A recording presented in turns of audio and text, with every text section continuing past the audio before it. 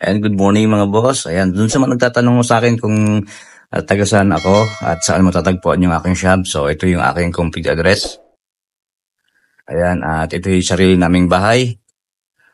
At ang shop ko po ay nandito sa third floor. So ipapakita ko sa inyo yung aking shop. So ayan, ito yung aking grinder, bench grinder.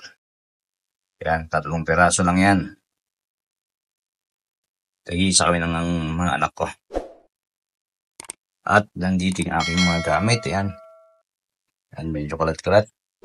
Ito yung aking nasaan, luma na. Tagal ko ng gamit. At ito yung aking oxygen. Gas. So, maliit lang po yung space. Ayan.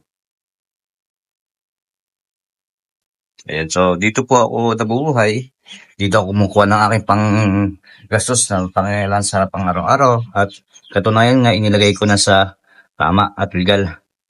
Dahil meron na ho tayong DTI permit.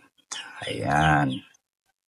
Mas maganda po yung nasa legal tayo at meron din ho tayong barangay business clearance dito sa barangay namin.